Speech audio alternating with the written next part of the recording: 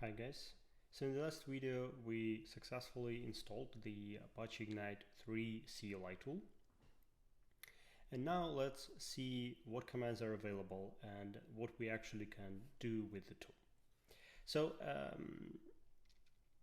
the last thing we've done in our previous iteration is running the Ignite command without parameters, which gave us the list of commands that are currently available for the current version of the CLI tool. And the first command here is init, which is quite interesting, and I probably need to explain this in a little bit more detail. So basically what's important to understand is that this CLI tool has two major purposes. First one is to connect to a cluster, to a remote cluster that you can have up and running somewhere in your data center or maybe in a cloud, and to do some operations with that cluster. So if that's why you install the CLI tool, you can actually do that right away without any additional operations. The second purpose is to manage the local nodes. So you can start nodes and you can stop those nodes on the machine the CLI tool is running on.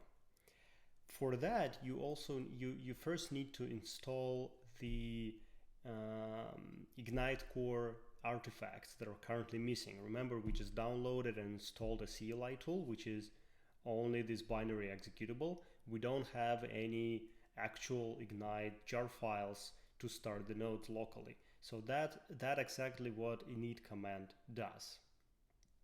So let's start there and run the Ignite init command like this.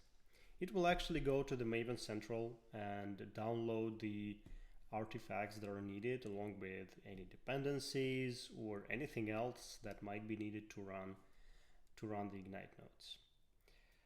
So this is completed. It also suggests that we can use the Ignite node start command to start a node, but we'll do this a little bit later, because first we'll see how you can work with optional modules and some external dependencies. So we just installed the Ignite core artifacts, but what if you want to add something to the class path of the nodes that you're going to start?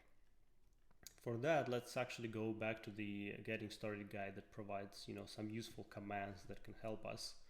So what we will do, we'll copy paste this command from here, which will add Guava to our class path. So let's just say you want to use Guava, as a dependency for your compute tasks, and you want it to be statically installed on the class path of those nodes that we will run here.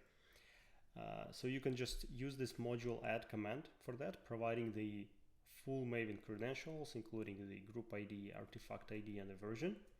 And again, it will go to the Maven Central, download it, and also add it properly to the class path.